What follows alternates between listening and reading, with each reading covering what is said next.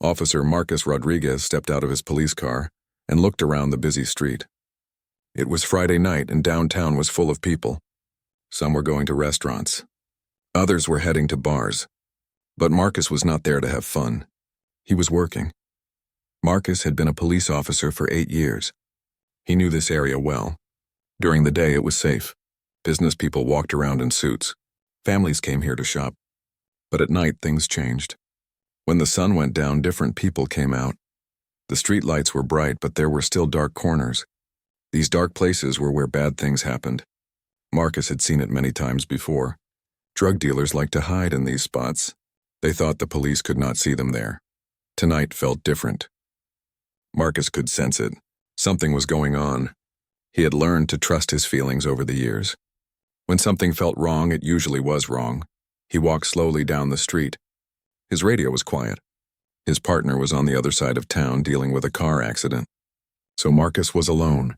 He liked working alone sometimes. It helped him focus better. As he walked, Marcus watched the people around him. Most looked normal. A young couple was holding hands and laughing. An old man was walking his small dog. A group of friends was standing outside a coffee shop. But then Marcus saw her. A young woman was standing near the corner of 5th Street and Main. She looked to be in her 20s. She had long brown hair and was wearing jeans and a black jacket. Nothing about her clothes looked strange. She could have been any college student. But something about the way she was acting caught Marcus's attention. The woman was not just standing there. She was watching. Her eyes moved back and forth, looking at everyone who walked by. She would check her phone, then look around again. She seemed to be waiting for someone. Marcus moved closer, but he stayed hidden behind a large truck. From there, he could see her better. The woman was definitely waiting. But for what? After a few minutes, a man walked up to her. He was young, maybe 30 years old. He had short black hair and wore a baseball cap. The man looked nervous. He kept looking over his shoulder. Marcus watched as the two people talked. They spoke quietly.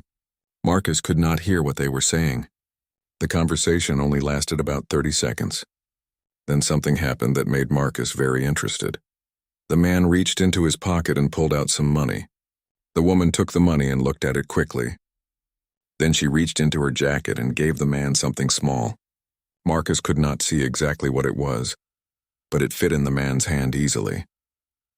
The man walked away fast. He did not look back. Marcus felt his heart beat faster. This looked like a drug deal. He had seen hundreds of them before. The signs were always the same. Quick meeting. Money changes hands. Small package given in return. Then both people leave quickly. But Marcus did not move yet. He wanted to see more. Maybe this was just a one-time thing. Maybe the woman was just helping a friend. Marcus had learned not to act too fast. It was better to watch and gather evidence first. The woman stayed in the same spot. She checked her phone again. Then she looked around just like before. She was waiting for someone else. 10 minutes later, another person came to her. This time it was a woman with red hair. She looked older, maybe 40. The same thing happened. Quick talk. Money given. Small package received. The red-haired woman left fast. Now Marcus was sure. This was drug dealing. The young woman was selling drugs on his street. In his area. This could not continue, but Marcus was smart. He did not want to arrest her after just 2 deals. He wanted to catch her with more evidence. If he could see her sell drugs to more people, it would make his case stronger in court. So Marcus stayed hidden and watched. Over the next hour, 5 more people came to the woman. They were all different ages. Some were young, some were old. Some were men, some were women. But they all did the same thing. They gave her money. She gave them something small in return. Marcus took out his notebook and wrote down everything he saw. He wrote down the time of each deal. He wrote down what each person looked like. He wrote down how much money he could see. The woman was good at what she was doing. She was careful. She always looked around before making a deal. She never stayed in one exact spot for too long. After every few deals, she would move to a different corner. But Marcus was better. He had experience. He knew how to follow someone without being seen. He moved with her, always staying hidden. As the night went on, Marcus counted 12 different drug deals. This was not a small operation. This woman was making serious money. She was also putting drugs on the street where kids could get them. This made Marcus angry. Marcus thought about his own neighborhood. He had a 10-year-old daughter. What if someone like this woman was selling drugs near his daughter's school? What if his daughter grew up and met someone like this? No, this had to stop tonight. Marcus called for backup on his radio. He spoke quietly so the woman could not hear him. "This is Officer Rodriguez. I need backup at 5th and Main. I have a drug dealer here. Multiple deals observed. Request 1 unit to assist with arrest." The voice on the radio came back quickly. "Copy that, Rodriguez. Unit 23 is 5 minutes away." Marcus looked at his watch. It was almost midnight. The woman had been selling drugs for over an hour. She had made a lot of money. But her night was about to end. Marcus watched as the woman checked her phone one more time. She looked around the street. For a moment, her eyes seemed to look right at Marcus. But then she looked away. She had not seen him. The woman started to walk toward a different corner. Marcus followed, staying in the shadows. His backup would be there soon. Then they would arrest her properly. Marcus felt good about tonight's work. He was about to take a drug dealer off the street. This would make his neighborhood safer. It would protect kids and families. But Marcus had no idea what was really happening. He had no idea who this woman really was. And he had no idea that his arrest was about to change everything. The backup police car arrived exactly when promised. Officer Janet Torres stepped out and walked over to Marcus. She was a good cop. Marcus had worked with her many times before. She was calm and smart, which made her a good partner for situations like this. "What do we have?" Janet asked quietly. Marcus pointed toward the woman who was now standing near a bus stop. "Drug dealer. I watched her make 12 deals in the last hour. Same pattern every time. Money for small packages." Janet looked at the woman. "She does not look like the usual dealers we see here." Marcus nodded. "I thought the same thing. But I know what I saw. She is definitely selling drugs." The two officers made a plan. Janet would walk around the block and come from the other direction. Marcus would approach from the front. This way, the woman could not run away easily. "Give me 2 minutes to get in position," Janet said. She walked away quickly but quietly. Marcus waited and watched. The woman was still at the bus stop. She seemed relaxed. She was looking at her phone like she was reading messages. She did not seem worried about anything. Marcus wondered why she was so calm. Most drug dealers were nervous. They always watched for police. They were ready to run at any moment. But this woman seemed different. Marcus's radio made a soft sound. It was Janet. "In position. Copy. Moving in now." Marcus stepped out from behind the truck where he had been hiding. He walked straight toward the woman. His hand was near his handcuffs, but he kept his gun in its holder. The woman did not look dangerous. She was smaller than Marcus and did not appear to have any weapons. When Marcus was about 10 feet away, the woman looked up from her phone. She saw him coming toward her. Marcus expected her to look scared or surprised. He expected her to try to run, but she did none of those things. The woman just looked at Marcus calmly. She put her phone in her pocket and waited. She seemed almost like she was expecting him to come over. "Good evening, miss," Marcus said as he got closer. "I am Officer Rodriguez with the city police. I need to talk to you." The woman nodded. "Okay, what about?" Her voice was calm and clear. She did not sound nervous at all. This made Marcus even more suspicious. In his experience, innocent people were usually a little nervous when police wanted to talk to them. Guilty people were either very nervous or very calm. This woman was very calm. "I have been watching you for the past hour," Marcus said. "I saw you talking to many different people. I saw money and small packages changing hands. I believe you have been selling illegal drugs." The woman looked at Marcus for a moment. Then she looked around the street. Marcus could see Janet walking toward them from the other direction. The woman saw Janet too, but she did not seem worried about being surrounded. "I think there has been a mistake," the woman said. "I am not selling drugs." "Then what were those transactions I saw?" Marcus asked. "I do not know what you think you saw," the woman replied.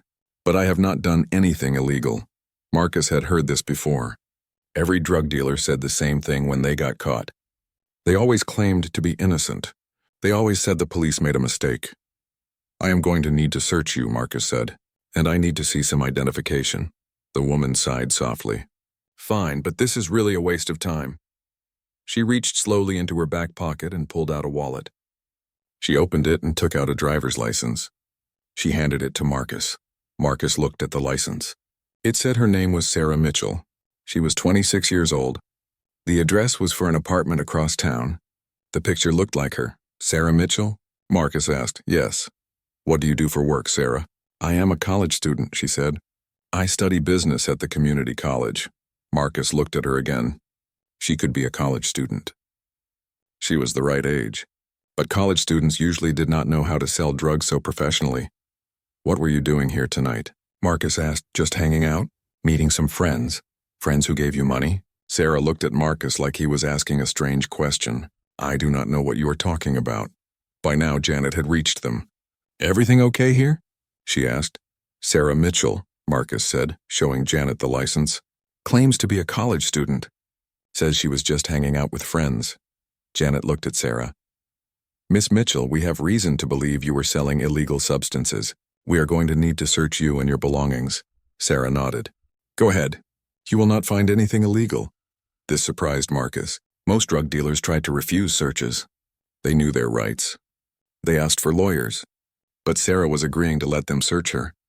This was unusual.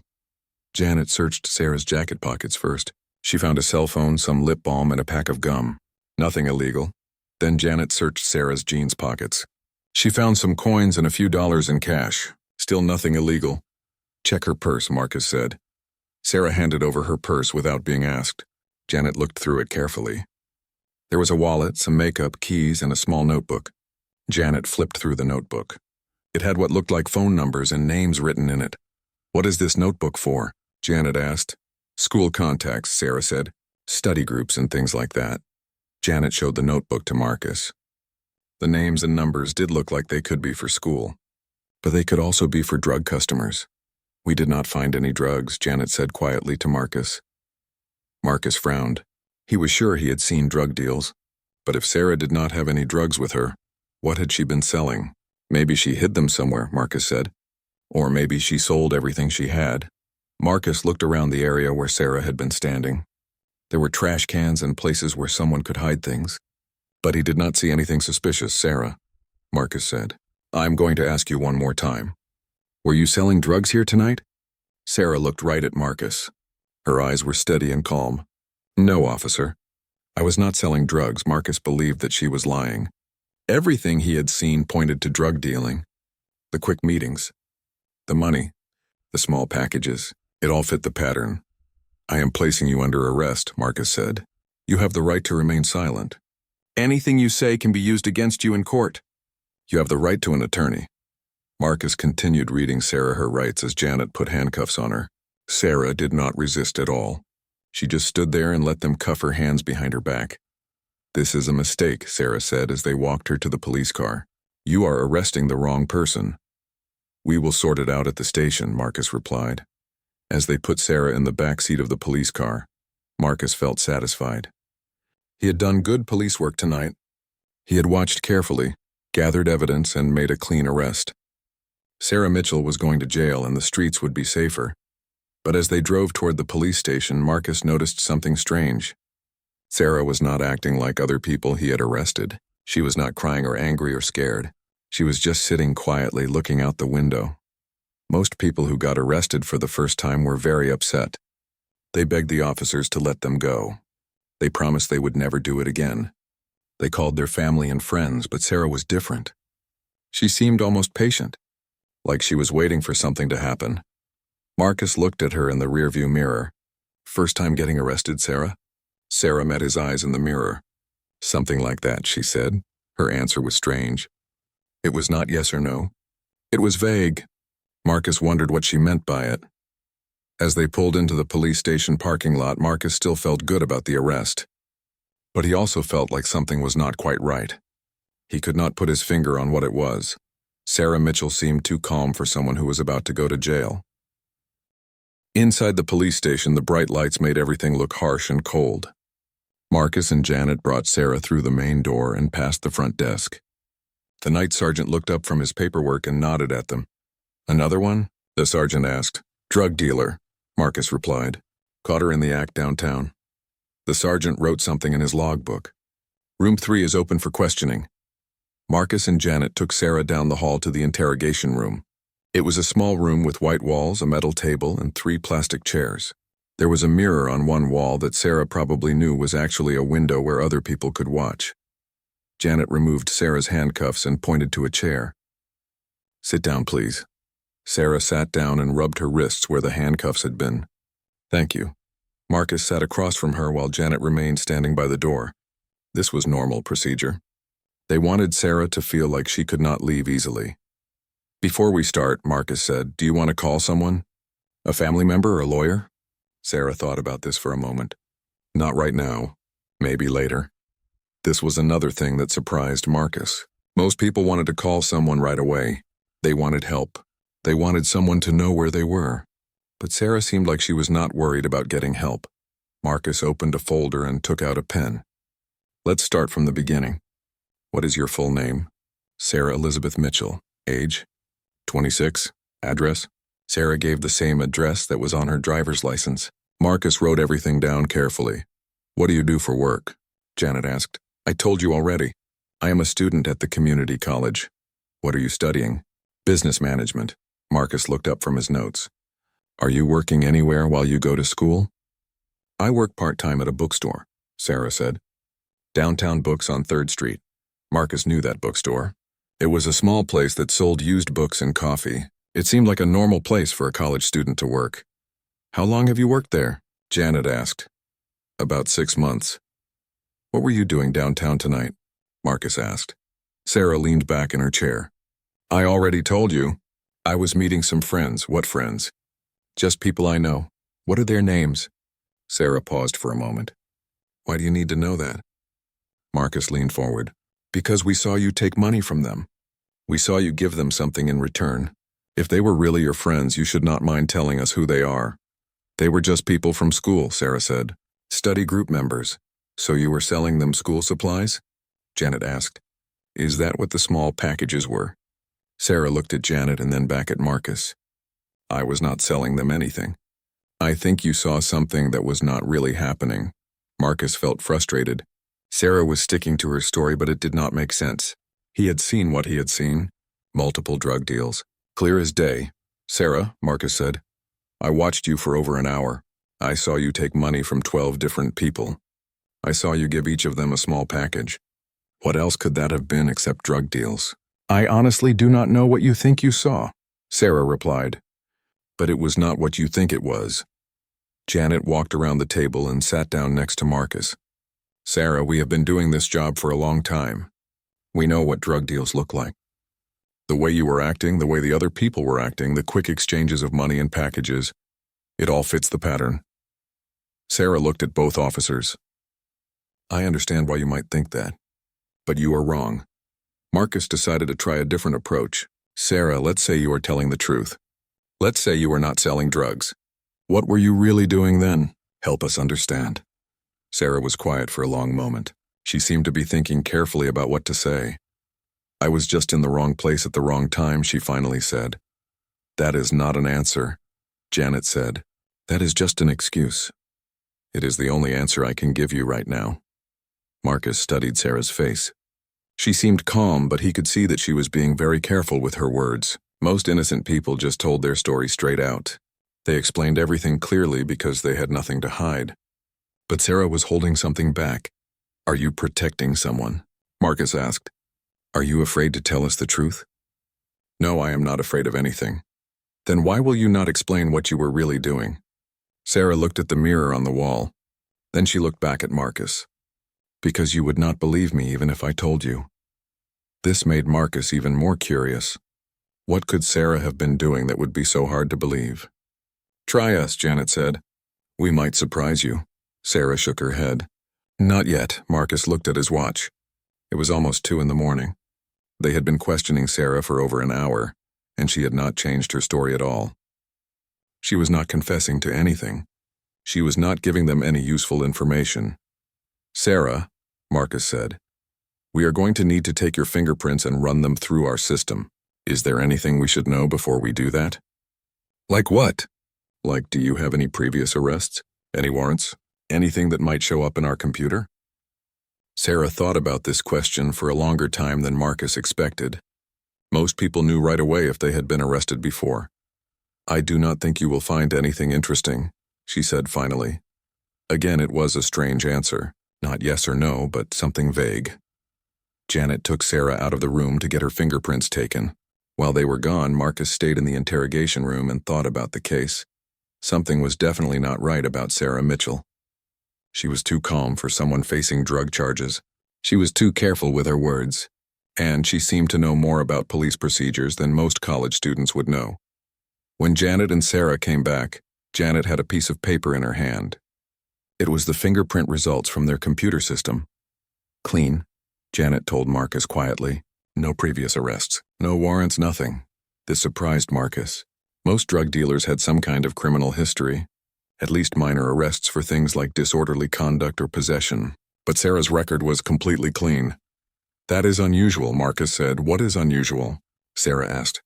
She had heard them talking. "Most people we arrest for drug dealing have been arrested before," Janet explained. "But you have never been in trouble with the law." "Maybe that is because I am not a drug dealer," Sarah said. Marcus sat back down across from Sarah. "Or maybe you are just very good at not getting caught." "If I was very good at not getting caught, would you have caught me tonight?" Sarah had a point. Marcus had caught her easily. She had not tried to run or hide what she was doing. A professional drug dealer would have been more careful. "Sarah," Marcus said, "I'm going to ask you one more time. What were you really doing downtown tonight?" Sarah looked at Marcus for a long moment. Then she looked at Janet. Then she looked at the clock on the wall. "What time is it?" she asked. "Almost 2:30 in the morning," Janet replied. Sarah nodded like this was important information. "And what day is it?" "Saturday," Marcus said. "Well, technically it is Saturday morning now." Sarah seemed to be calculating something in her head. She looked at the clock again. "I need to make my phone call now," she said suddenly. Marcus was surprised by the sudden change. "Now it is very late." "Who are you going to call at this hour?" "Someone who can clear this up," Sarah said. "A lawyer?" "Not exactly." Janet looked at Marcus. They had to let her make a phone call. It was her right.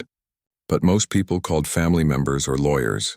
They did not call mysterious people who could clear things up. "Okay," Marcus said. "You can make your call. But Sarah, if you are thinking about calling someone to get rid of evidence or warn other drug dealers, that would be a very bad idea." Sarah almost smiled at this. "I am not calling any drug dealers, Officer Rodriguez. I promise you that."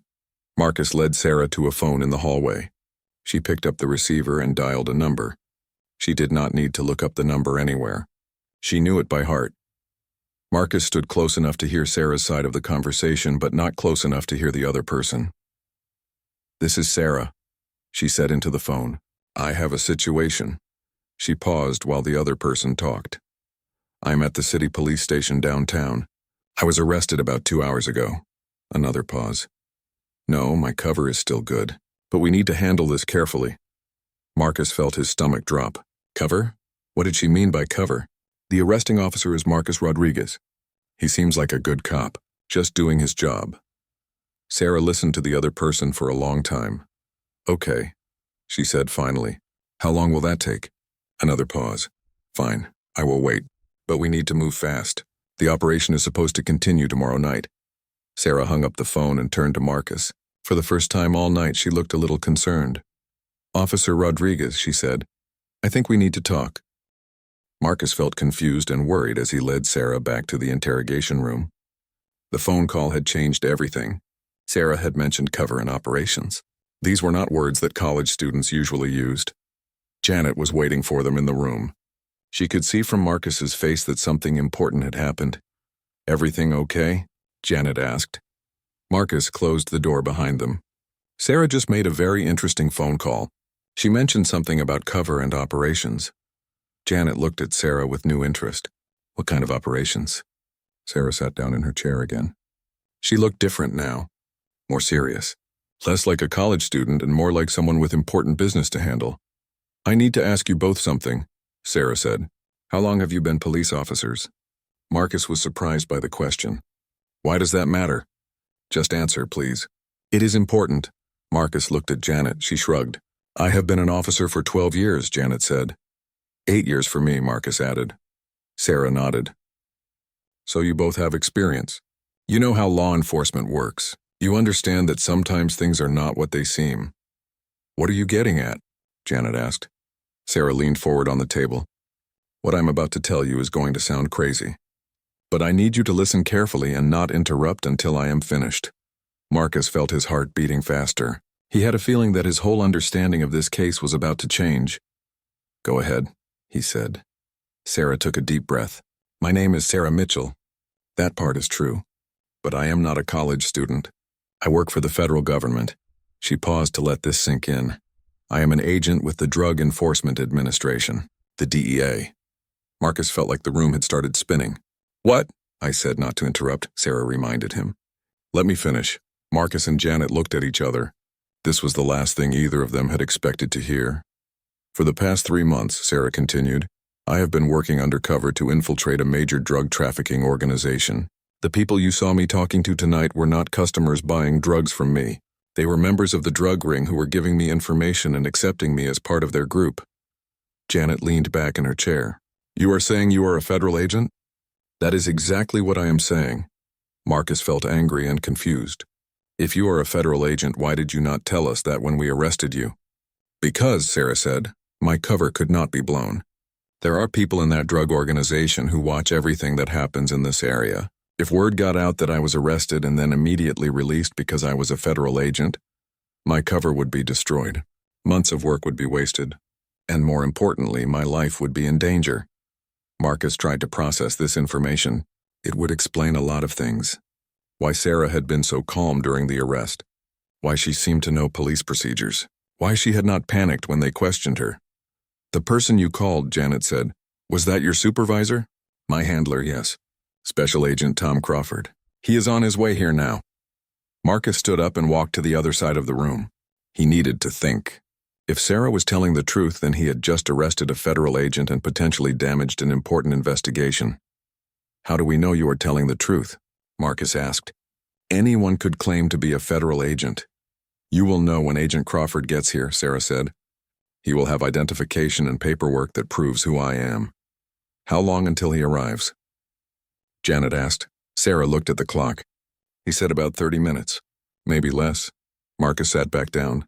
Sarah, if you really are a DEA agent, then I owe you an apology. But from my perspective, everything I saw tonight looked exactly like drug dealing. And that was the point, Sarah replied. I had to make it look real. The people in this drug organization are not stupid. They have been watching me for weeks.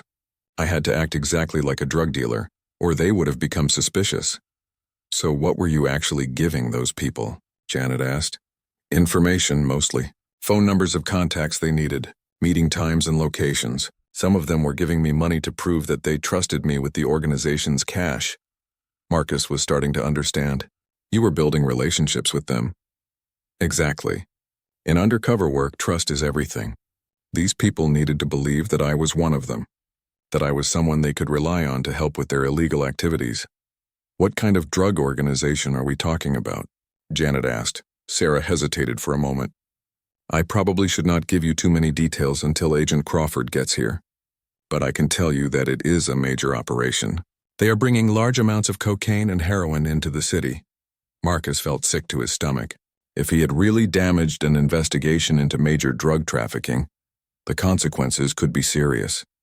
Not just for him, but for the whole community. Sarah, Marcus said, I need to ask you something, and I need you to be completely honest with me. Is there any chance that your arrest tonight could have been seen by members of the drug organization? Sarah thought about this carefully. I do not think so. The people I was meeting with tonight all left before you arrested me, and I was careful to make sure I was not being followed. What about security cameras? Janet asked. There are cameras all over downtown. That is a problem, Sarah admitted. If the organization has access to those camera feeds, they might see the arrest. That is why Agent Crawford and I need to come up with a plan quickly. Marcus began pacing around the small room. What kind of plan? We need to make it look like I escaped from police custody. That way the organization will think I was clever enough to get away, instead of thinking that I was released because I was working with the police. You want us to lie in our police reports? Janet asked. Agent Crawford will explain everything when he gets here, Sarah said. But yes, we will need to change the official story of what happened tonight. Marcus did not like the sound of this. He had always been honest in his police work. He had never lied in a report or covered up what really happened during an arrest. "I do not know if I can do that," Marcus said. Sarah looked at him seriously. "Officer Rodriguez, I understand your concerns. But this is bigger than just one arrest report. We are talking about an organization that brings millions of dollars worth of drugs into this city every month. They sell to kids in schools. They cause violence and addiction in neighborhoods all over the area." She paused to let this sink in. "If my cover is blown, not only will this investigation be ruined, but I will probably be killed. These are not people who forgive mistakes." Marcus felt the weight of responsibility settling on his shoulders. His simple drug arrest had turned into something much more complicated. "How long has this investigation been going on?" Janet asked. 3 months of undercover work, Sarah replied. "But the DEA has been tracking this organization for over a year. We finally got close enough to infiltrate it, and we are just days away from making major arrests." "What kind of major arrests?" Marcus asked. "The kind that could shut down the entire operation. We are talking about the leaders, the suppliers, the distributors, everyone from top to bottom." Marcus looked at Janet. He could see that she was thinking the same thing he was. This was much bigger than they had realized. "Sarah," Marcus said, "assuming that everything you are telling us is true, what happens now?" "Now we wait for Agent Crawford to arrive. He will verify my identity and explain the situation officially. Then we will need to work together to make sure my cover stays intact." "And if we refuse to cooperate?" Janet asked. Sarah looked sad at this question. "Then months of dangerous undercover work will be wasted. A major drug trafficking organization will continue to operate freely, and I will probably have to go into witness protection for the rest of my life." The room fell silent. Marcus and Janet looked at each other, both thinking about the impossible situation they had found themselves in. Outside in the hallway, they could hear footsteps and voices. "Someone was coming. That might be Agent Crawford now," Sarah said. Marcus felt nervous. In just a few minutes, he would find out if Sarah Mitchell was really who she claimed to be. And if she was, his life as a police officer was about to become much more complicated. There was a knock on the interrogation room door. Janet opened it to find the night sergeant standing there with a tall man in a dark suit. The man looked to be in his 40s with short gray hair and serious eyes. He carried a leather briefcase and had the confident posture of someone used to being in charge. "Officers Rodriguez and Torres?" the man asked. "I am Special Agent Tom Crawford with the DEA. I believe you have one of my agents in custody." Marcus felt his mouth go dry. This was really happening. Sarah really was a federal agent. "Please come in," Janet said, stepping aside. Agent Crawford entered the room and immediately looked at Sarah. "Agent Mitchell, are you all right?" "I am fine," Sarah replied. "These officers have treated me well. They were just doing their job." Crawford nodded and turned to Marcus and Janet. "May I see some identification, please?" Both officers showed Crawford their police badges and identification cards. He examined them carefully and made notes in a small notebook. "Good," Crawford said. "Now let me show you mine." Crawford opened his briefcase and took out a leather wallet. Inside was a gold badge and an identification card with his photo. It looked official and genuine. "I also have paperwork that confirms Agent Mitchell's identity and assignment," Crawford said, taking several documents from his briefcase. Marcus looked at the papers. They were on official DEA letterhead and had official-looking seals and signatures. One document identified Sarah Mitchell as a special agent with the Drug Enforcement Administration. Another document described her current undercover assignment. "This all looks real," Marcus said to Janet. "It is real," Crawford replied. "Agent Mitchell has been working on Operation Clean Sweep for the past 3 months. It is one of our most important ongoing investigations." Janet sat down heavily in her chair. "We had no idea." "Of course you did not," Crawford said. "That was the point. Agent Mitchell's cover had to be perfect. Even local law enforcement could not know about her real identity." Marcus felt a mixture of relief and embarrassment. Relief because he had not actually arrested a criminal. Embarrassment because he had arrested a federal agent who was trying to do the same job he was doing. "Agent Crawford," Marcus said, "I want to apologize. If I had known that Agent Mitchell was working undercover, I never would have arrested her." Crawford held up his hand. "Officer Rodriguez, you have nothing to apologize for. You saw what looked like criminal activity, and you acted appropriately. In fact, your arrest proves that Agent Mitchell's cover was working perfectly, Sarah spoke up. Officer Rodriguez did excellent police work tonight. He was thorough, careful, and professional. Under normal circumstances, I would want him to arrest someone who was acting the way I was acting. This made Marcus feel a little better, but he was still worried about the consequences. What happens now? Janet asked. How do we fix this situation? Crawford closed his briefcase and sat down at the table. That is what we need to discuss. The arrest itself is not the problem. The problem is what happens next. What do you mean? Marcus asked. Agent Mitchell's cover depends on the criminal organization believing that she is one of them, Crawford explained. If they find out that she was arrested and then quietly released, they will know that she is working with law enforcement. Sarah nodded. These people are not stupid. They watch the news.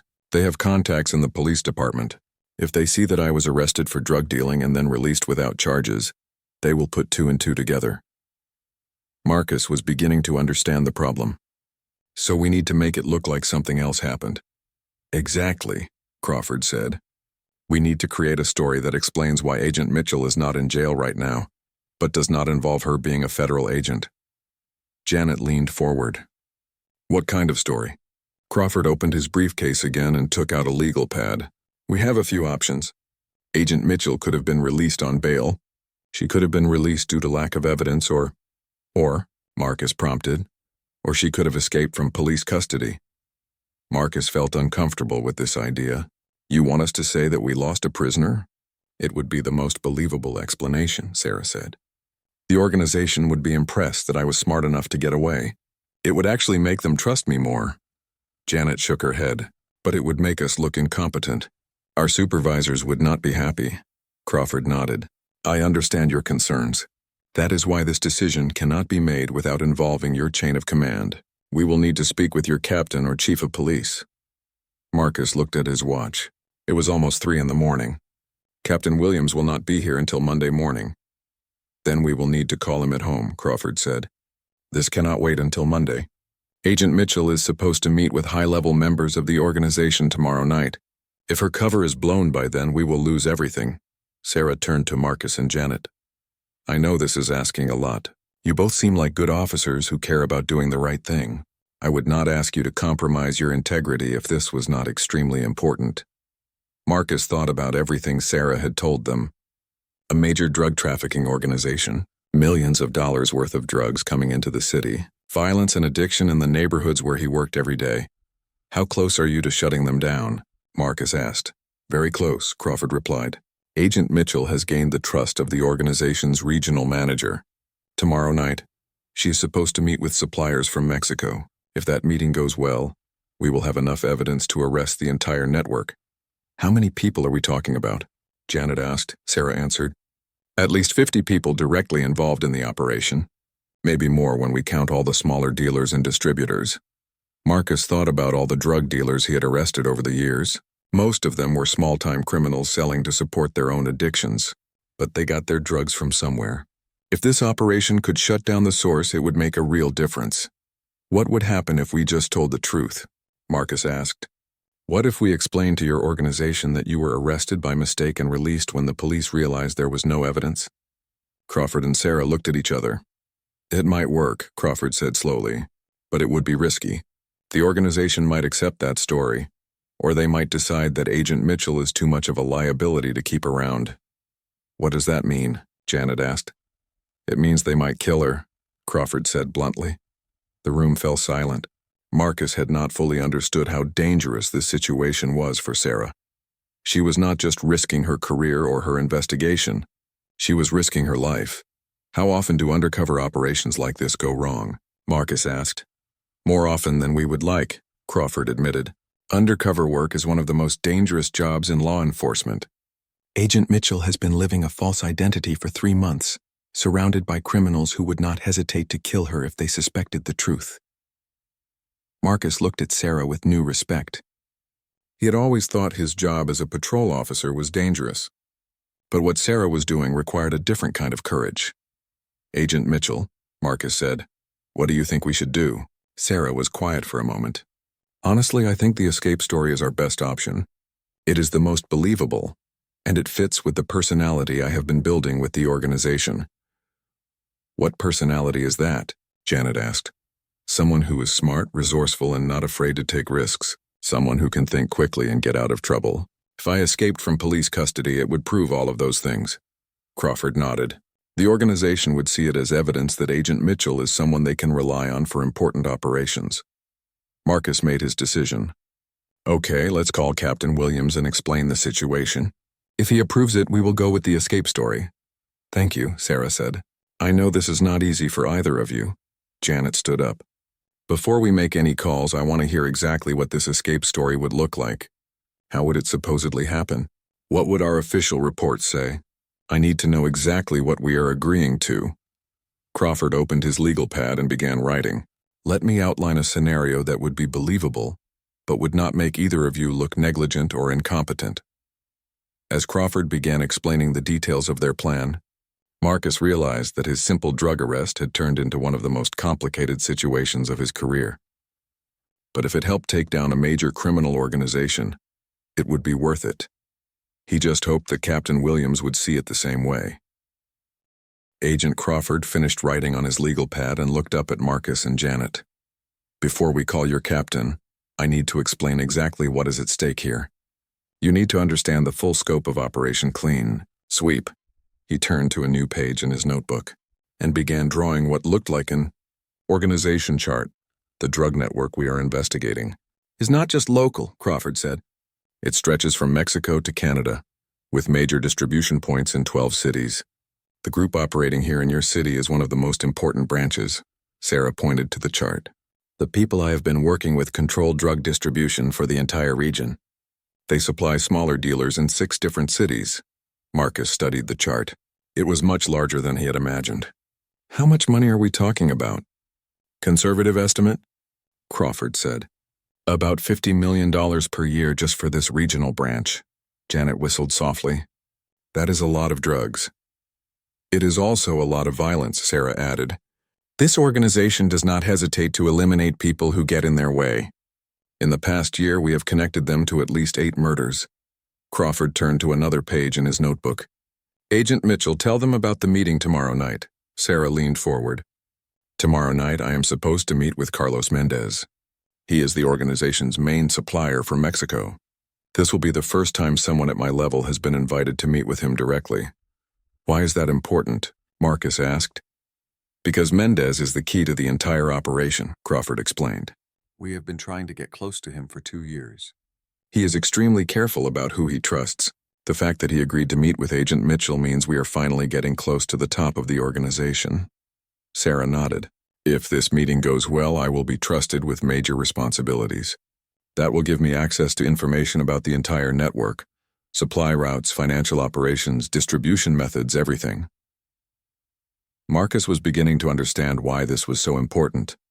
"And if your cover is blown before the meeting? Then Mendez will disappear," Crawford said. "He will assume that the entire operation is compromised. He will shut down this branch of the network and start over somewhere else." "What about the local people you have been working with?" Janet asked. "They will probably be killed," Sarah said matter-of-factly. "Mendez does not leave loose ends. If he thinks there is a leak in the organization, he will eliminate everyone who might be a threat." This made Marcus feel sick. "You mean innocent people could die because of my arrest?" Crawford shook his head. "Officer Rodriguez, these people are not innocent. They are major drug traffickers who have destroyed countless lives. But you are right that they could be killed if this situation is not handled properly." "How many people are we talking about?" Janet asked.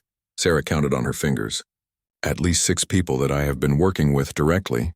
Maybe more if Mendez decides to clean house completely." Crawford closed his notebook. "This is why we need to be extremely careful about how we handle the next few hours.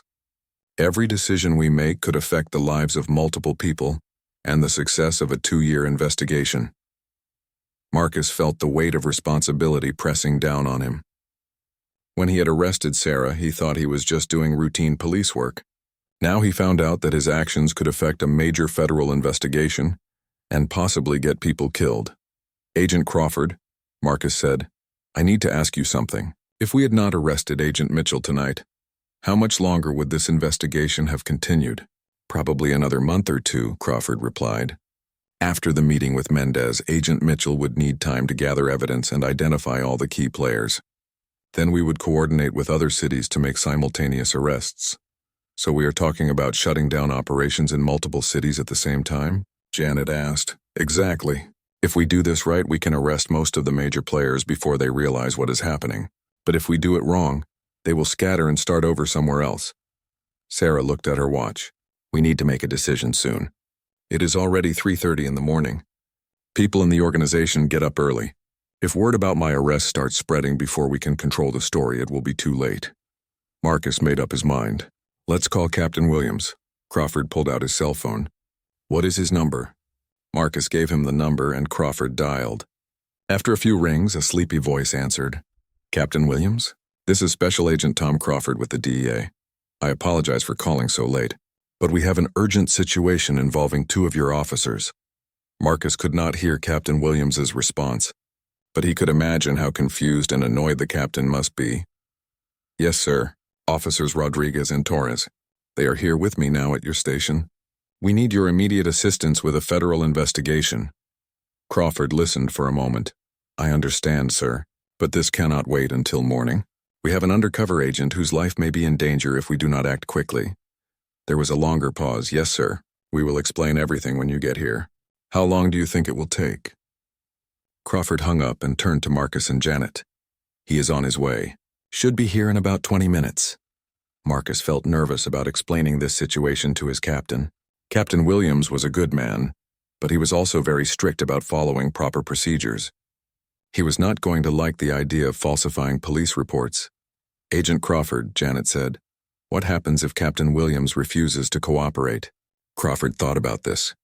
Then we will have to try a different approach. Maybe we can make the arrest story work somehow, but it will be much more difficult and much more dangerous for Agent Mitchell. Sarah spoke up. There is another option. I could just disappear, leave town tonight and never go back to the organization. But then the investigation would be over, Marcus said. Right. 2 years of work would be wasted. Mendez and his people would continue operating and we would be back to square one. Crawford shook his head. That is not acceptable.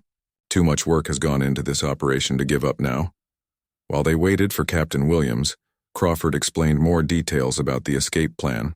It would involve Sarah pretending to slip away during a prisoner transfer.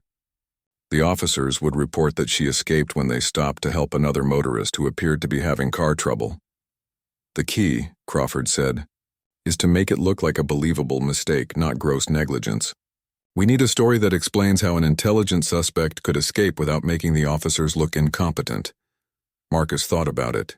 The story was plausible. Prisoner escapes did happen sometimes, especially when officers were distracted by other emergencies. What about security cameras? Janet asked. There are cameras all around the police station. We have thought about that, Sarah said. Agent Crawford has contacts who can help us with the video footage. Marcus did not like the sound of this. You mean alter the footage? Just edit out certain parts, Crawford said. Nothing that would affect any other cases or investigations. Just the parts that show Agent Mitchell leaving the station. This was getting more complicated by the minute. Marcus was starting to wonder if he was getting in over his head.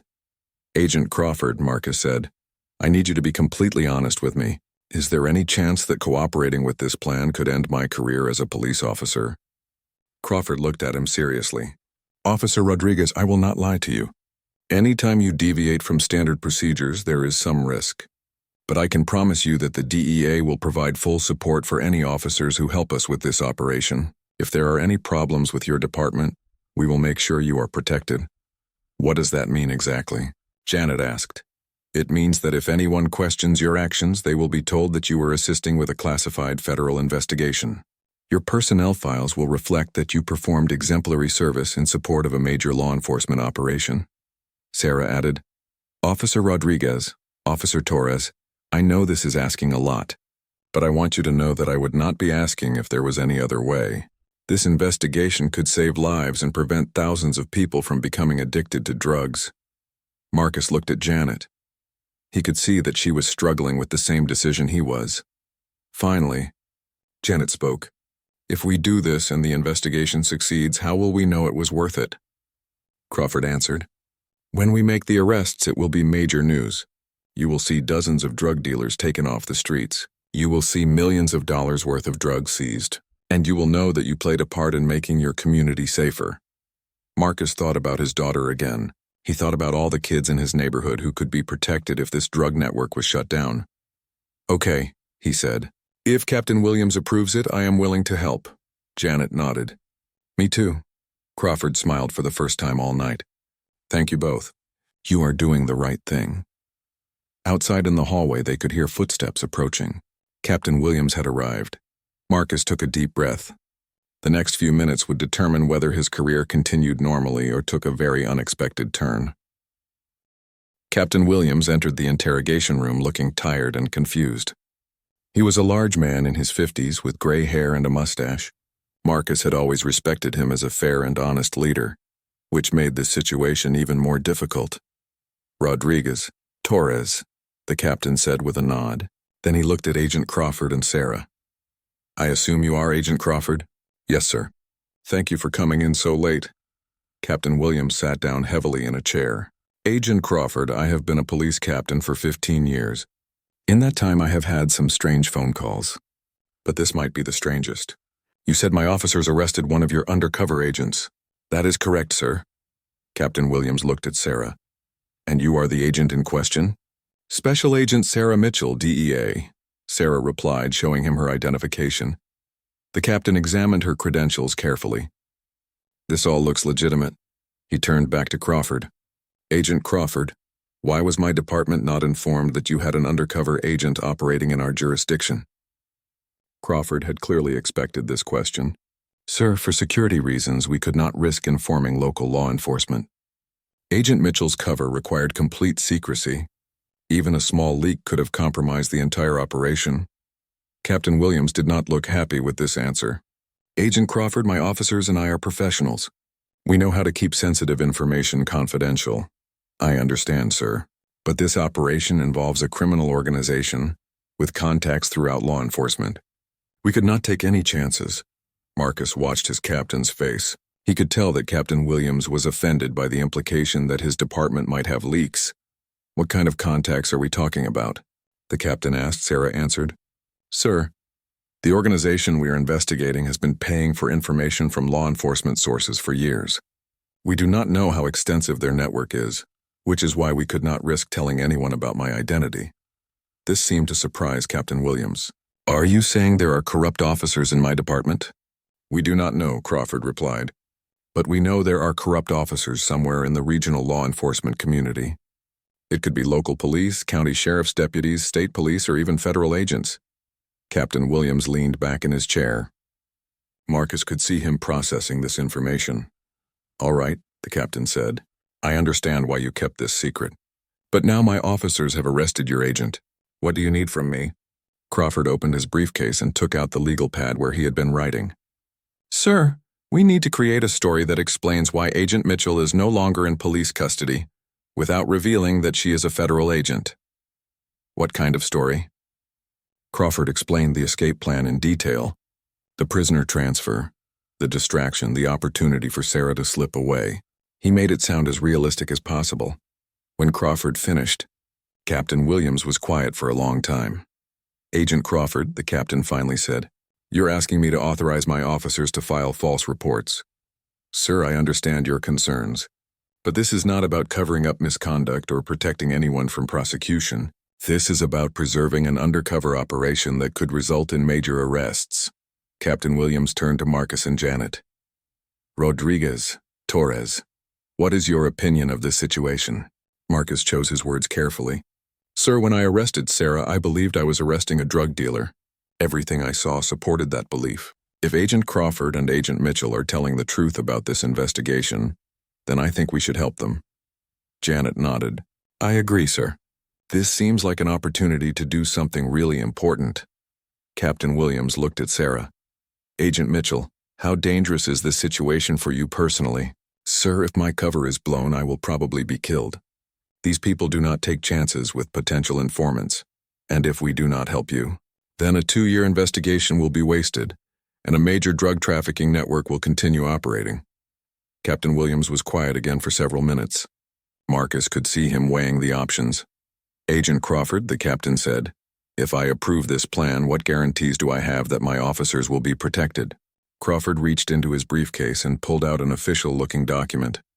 Sir, this is a letter from the regional director of the DEA. It authorizes full cooperation between our agencies and guarantees that any officers who assist with this operation will receive complete support from the federal government.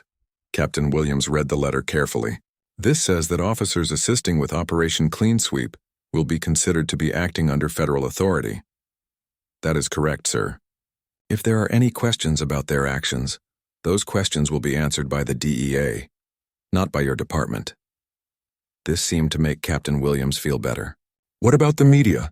If news of this escape gets out, there will be questions. We have a plan for that too, Crawford said. The escape will be reported as a routine incident. No major publicity. Just a brief mention in the police blotter. Sarah spoke up. Sir, the organization I am infiltrating does monitor local news and police reports. But they are looking for arrests of their members, not escapes. An escape actually makes me look good to them. Captain Williams stood up and walked to the window. He looked out at the city lights and thought for a long time. Rodriguez, he said without turning around. In your opinion, was this a good arrest? Based on what you observed, did you have probable cause? Yes, sir. I watched multiple transactions that appeared to be drug deals. I followed proper procedure throughout the arrest. Torres. I agree, sir. From our perspective, we were arresting someone who was clearly engaged in illegal activity. Captain Williams turned back to the group. Agent Crawford, I want to make something very clear. I am not comfortable with asking my officers to file false reports. However, I understand the importance of your investigation. Yes, sir. If I approve this plan, it will be with the understanding that this is an exceptional situation. I do not want the DEA to think that my department is willing to bend the rules whenever it is convenient. Crawford nodded. Sir, I can assure you that the DEA recognizes this as a highly unusual circumstance. We would not ask for this kind of cooperation under normal conditions. Captain Williams sat back down. All right. I will approve the plan, but I want detailed documentation of everything we do tonight. I want a complete record that shows this was done to support a legitimate federal investigation. Absolutely, sir, Crawford said. We will provide you with copies of all relevant documents. Captain Williams turned to Marcus and Janet. Rodriguez, Torres, are you both willing to participate in this plan? Both officers said yes, very well, the captain said. Agent Crawford, walk me through exactly what needs to happen.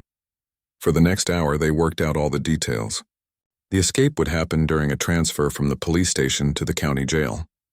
The transfer would be delayed when the officers stopped to assist a motorist with car trouble. During the confusion, Sarah would slip away. Crawford explained how the security camera footage would be handled. A federal technician would edit out the portions that showed Sarah leaving the building. The edited footage would be provided to the police department as the official record. Marcus felt uncomfortable about the camera footage, but Crawford assured him that no other evidence would be altered. Only the parts directly related to Sarah's escape would be changed. What about the other officers in the station tonight? Janet asked. The desk sergeant saw us bring her in. We will explain that Agent Mitchell was transferred to federal custody, Crawford said. That happens sometimes with drug cases. It will not seem unusual. Captain Williams made notes about everything they discussed. Agent Crawford, when this operation is complete, I want a full briefing on the results. I want to know exactly what was accomplished. You will have it, sir. Sarah looked at her watch. We should probably execute this plan soon. It is almost 5 in the morning. People in the organization will start waking up in a few hours. Captain Williams stood up. Then let's get started. As they prepared to stage Sarah's escape, Marcus realized that he was about to become part of something much bigger than routine police work. He hoped that when it was all over, he would be proud of the choice he had made. But for now, all he could do was trust that Agent Crawford and Agent Mitchell were telling him the truth about Operation Clean Sweep. 2 weeks had passed since the night Marcus arrested Sarah Mitchell. During those 2 weeks, Marcus had wondered many times if he had made the right decision. The staged escape had gone exactly as planned, but Marcus still felt uncomfortable about the whole situation. He was sitting at his desk at the police station, finishing paperwork from his morning patrol, when Captain Williams called him into his office. Rodriguez, come in and close the door, the captain said. Marcus felt nervous. Had something gone wrong with Operation Clean Sweep? Had someone discovered what they had done? "Sir, is everything all right?" Captain Williams smiled, which made Marcus feel a little better. "Rodriguez, I just got off the phone with Agent Crawford. I thought you would want to hear the news." "What news?" "Operation Clean Sweep was executed last night. It was a complete success." Marcus felt a wave of relief wash over him. "They made the arrests?" 53 arrests in 6 different cities, Captain Williams said, reading from a piece of paper. "Including Carlos Mendez, the main supplier from Mexico. They seized over $2 million in cash and approximately $10 million worth of cocaine and heroin." Marcus sat down heavily in a chair. 53 people? The DEA coordinated with local law enforcement in all 6 cities. The arrests happened simultaneously at 6 o'clock yesterday evening. By the time any of the organization members realized what was happening, it was too late for them to warn each other. "What about Agent Mitchell? Is she safe?" Captain Williams nodded. "Agent Crawford said she performed brilliantly. The meeting with Mendez went exactly as planned. She was able to gather enough evidence to identify the entire network." Marcus thought about Sarah and how calm she had been during her arrest. It was hard to believe that someone so young had been living such a dangerous life for 3 months. "Sir, what happens now?" "Now the DA begins the process of prosecuting 53 major drug traffickers. Agent Crawford estimates that this operation has disrupted drug distribution throughout the entire region." Captain Williams handed Marcus a newspaper. This made the front page of the morning paper. Marcus looked at the headline. "Major drug ring broken up, largest bust in regional history." Below, the headline was a photo of tables covered with bags of drugs and stacks of money, Agent. "Crawford wanted me to thank you and Officer Torres personally," Captain Williams said. "He said that without your cooperation, none of this would have been possible." Marcus read the newspaper article. It described the 2-year investigation and the coordinated arrests. It mentioned that the operation had prevented millions of dollars worth of drugs from reaching the streets. "Sir, what about the escape report? Will there be any problems with that?" Captain Williams shook his head. "Agent Crawford has provided documentation showing that the escape was part of a classified federal operation. As far as anyone knows, you and Torres were following orders to assist with an undercover investigation. So we are not in any trouble? Quite the opposite. The DEA has recommended both you and Torres for commendations. Your personnel files will show that you provided exceptional assistance to a major federal investigation." Marcus felt proud, but also relieved. The past 2 weeks had been stressful, not knowing how everything would turn out. "Sir, has anyone from the drug organization tried to contact Agent Mitchell since the escape?" Captain Williams consulted his notes. According to Agent Crawford, several members of the organization contacted her after the escape. They were impressed that she had gotten away from police custody. It actually made them trust her more, just as Agent Crawford had predicted. Marcus thought about how carefully everything had been planned. The staged escape had worked perfectly. "Captain, what happens to Agent Mitchell now?" Agent Crawford said she will probably be transferred to a different assignment. After 3 months of undercover work, she needs a break from that kind of stress. There was a knock on Captain Williams's door. "Come in," the captain called. Officer Torres entered the office. "Sir, you wanted to see me?" "Torres, I was just telling Rodriguez about Operation Clean Sweep. Agent Crawford asked me to thank both of you for your assistance."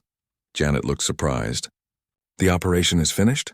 Captain Williams explained everything again. The successful arrests, the seized drugs and money, the coordinated raids in 6 cities. 53 arrests, Janet said. "That is incredible." Agent Crawford said this was one of the most successful operations in DEA history, Captain Williams replied. Marcus looked at Janet. "Do you feel good about what we did?" Janet thought for a moment. "I was nervous about it at first, but seeing these results, I think we made the right choice. 53 drug dealers off the streets is worth a lot." Captain Williams stood up. "Rodriguez, Torres, I want you both to know that I am proud of how you handled this situation. You were faced with an extremely unusual circumstance and you made the right decision." "Thank you, sir," both officers said. "There is one more thing," Captain Williams said. "Agent Crawford is coming here this afternoon to give us a full briefing on the operation.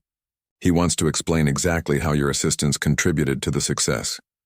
Marcus was looking forward to hearing the complete story. He still had many questions about how the investigation had worked. Will Agent Mitchell be coming with him? Janet asked. I do not know. Agent Crawford did not say.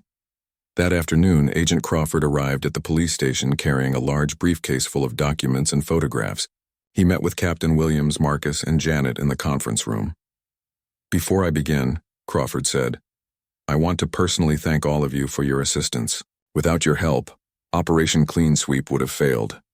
He opened his briefcase and spread out photographs on the table. The photos showed the arrests from the night before.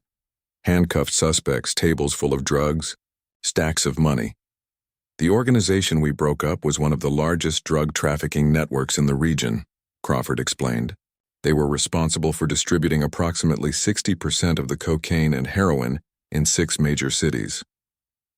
Marcus studied the photographs. Agent Crawford, what happened to the people Agent Mitchell was working with directly? All arrested, Crawford replied, including the man who would have become her boss if the investigation had continued. Were any of them suspicious about her escape from your custody? Crawford smiled. Actually, the escape made her seem more valuable to them. They promoted her to a higher position in the organization, which gave her access to even more information. Janet asked, how dangerous was it for her during those final 2 weeks? Very dangerous, Crawford admitted. But Agent Mitchell is one of our most experienced undercover agents. She knew how to handle herself. Is she here today? Marcus asked. Actually, yes. She is waiting outside. She wanted to thank you personally. Crawford opened the conference room door and called out, Agent Mitchell, would you like to come in? Sarah entered the room, but she looked very different from the night Marcus had arrested her. Instead of jeans and a jacket, she wore a professional business suit. Her hair was styled differently, and she carried herself with the confidence of someone who no longer had to pretend to be someone else.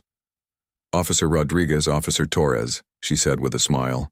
It is good to see you again under better circumstances. Marcus stood up and shook her hand. Agent Mitchell, congratulations on the successful operation. Thank you. But I could not have done it without your help, Janet asked. Was it difficult to go back to the organization after the escape? Sarah sat down at the table. It was nerve-wracking. I had to act like someone who was proud of escaping from police custody. But it worked perfectly. They treated me like a hero. What was the meeting with Carlos Mendez like? Marcus asked. Terrifying and exciting at the same time, Sarah replied. Mendez is not a nice person, but he trusted me enough to explain the entire operation. That information was what we needed to make all the arrests. Agent Crawford added. Agent Mitchell was able to provide us with detailed information about drug shipments, money transfers, and distribution networks. It was more than we had hoped for. Captain Williams asked, Agent Mitchell, what will you do now? I will probably take some time off, Sarah said. 3 months of undercover work is exhausting.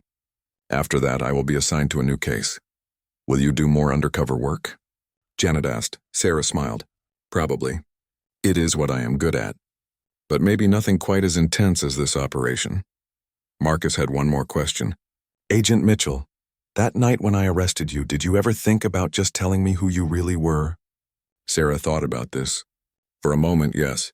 When you first approached me, I considered breaking cover and showing you my identification. But I had worked too hard to build my reputation with the organization. I could not risk throwing it all away. Even though you knew you might have to spend hours in jail, even though I knew I might have to spend days in jail, Sarah replied. The operation was too important to risk for my personal comfort. Agent Crawford gathered up the photographs and put them back in his briefcase. The prosecutions will begin next month. With the evidence Agent Mitchell gathered, we expect to get convictions on almost all of the arrests. What kind of sentences are we talking about? Captain Williams asked.